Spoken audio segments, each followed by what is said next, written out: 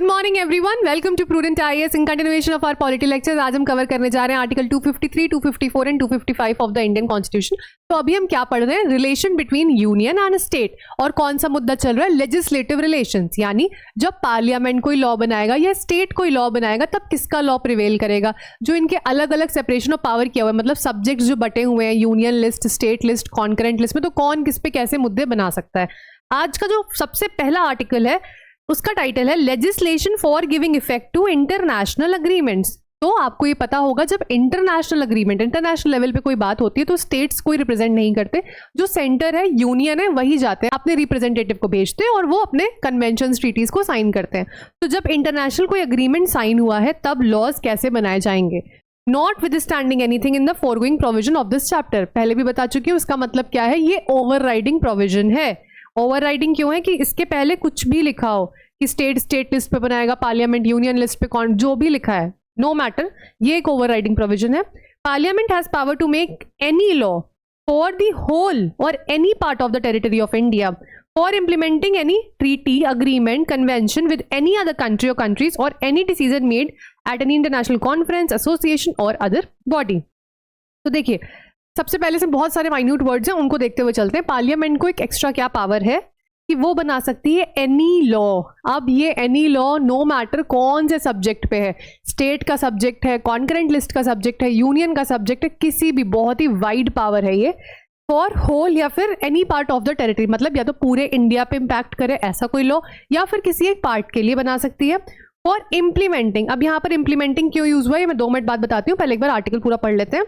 कोई भी ट्रीटी क्या होती है? जैसे जब 2 कंट्रीज के बीच में एक फॉर्मल अग्रीमेंट साइन हुआ है, जैसे मान लीजिए इंडिया बांग्लादेश वाटर ट्रीटी, ठीक है। अग्रीमेंट थोड़ा सा लेस फॉर्मल हो जाता है बट लीगली वैलिड होता है।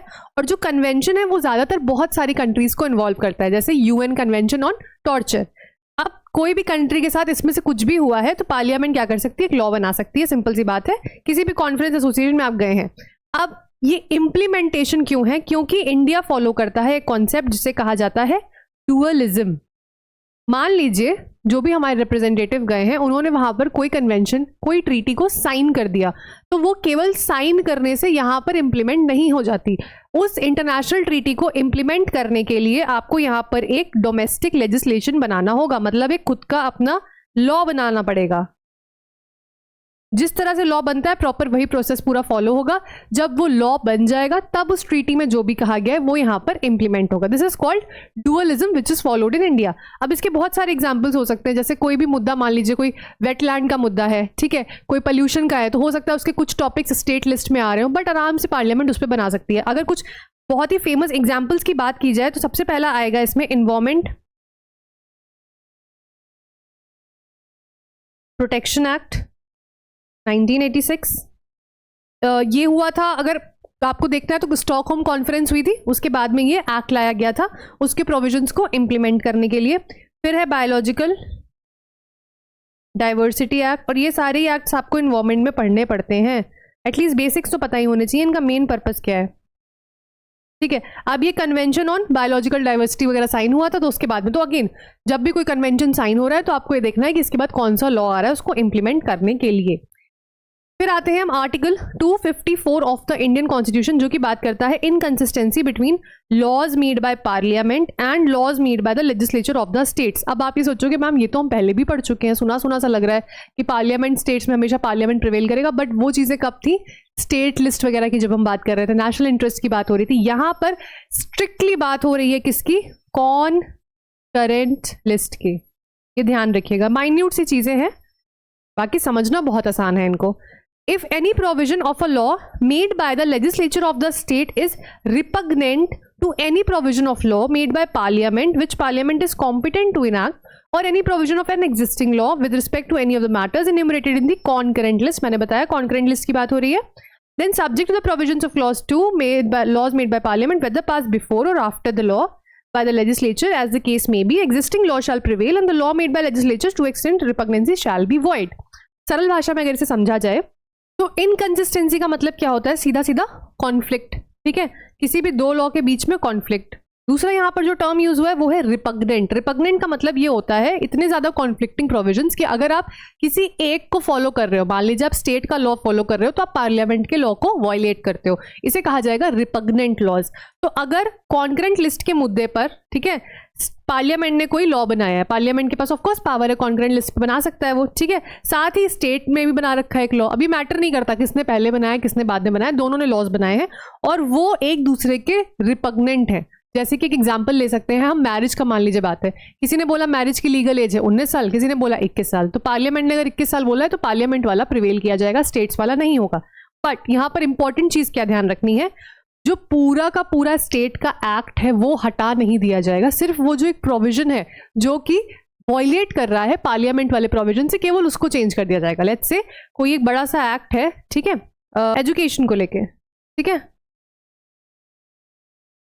अब पार्लियामेंट ने कोई अलग क्वालिफिकेशन बता दिया टीचर्स के लिए, स्टेट्स ने अलग बताई हुई है, तो क्या होगा, स्टेट्स का जो एक्ट है वो पूरा का पूरा तो रहेगा वैसे का वैसे ही, हो सकता है उन्होंने कुछ अपना करिकुलम बताया, कुछ भी बताया हो, बट जो वो क्वालिफिकेशन जो टीचर्स की है वो कहाँ की फॉलो होंगी, पार्लियामेंट की, पूरा का पूरा वॉइड नहीं होगा।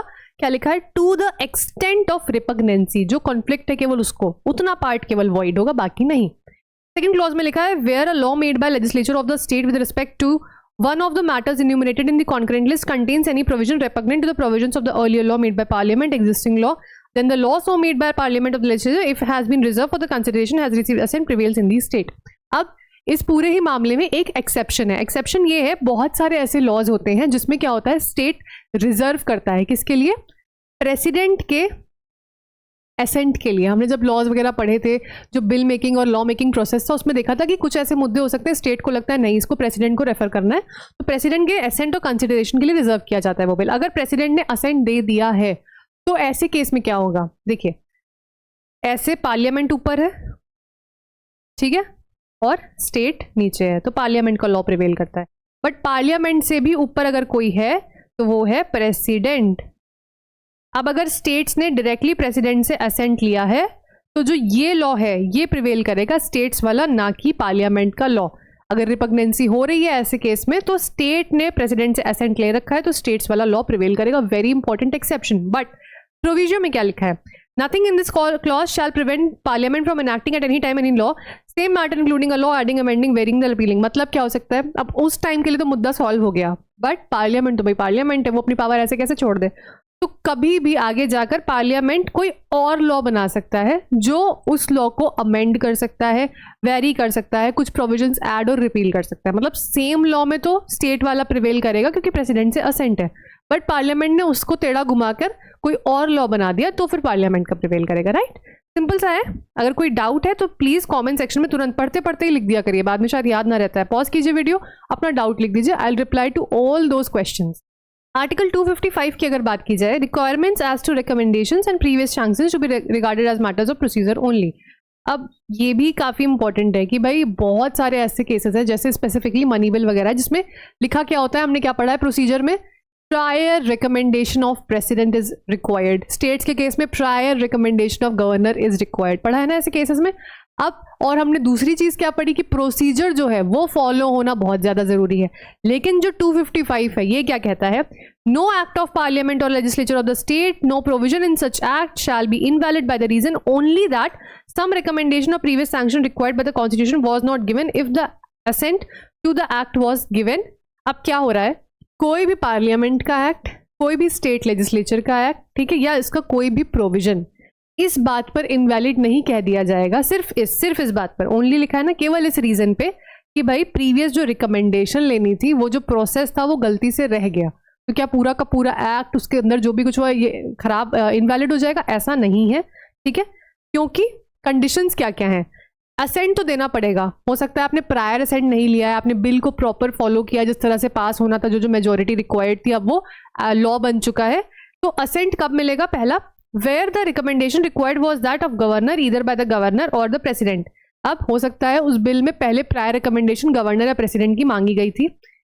B where the recommendation required was, अच्छा ये राज प्रमुख वाला क्लॉज अभी वैलिड नहीं है, नॉन फंक्शनल है, बिकॉज ये जब वो होता था ना, हेड ऑफ द स्टेट होते थे, प्रिंसली स्टेट्स वगैरह के, उनके लिए होता था। अभी इट्स नॉट वैलिड। अभी के लिए क्या होना है, रिकमेंडेशन फॉर प्रेसिडेंट या फिर गवर्नर। 2 लोग का अगर प्रायर रिकमेंडेशन इन्वॉल्व था, उन्होंने प्रायर रिकमेंडेशन नहीं दिया, कोई मनी बल इमरजेंसी में आ गया, वो पास हो गया। अब पास होने के बाद असेंट दे दिया है, ठीक है, तो उस केसेस में ये वैलिड रहेगा।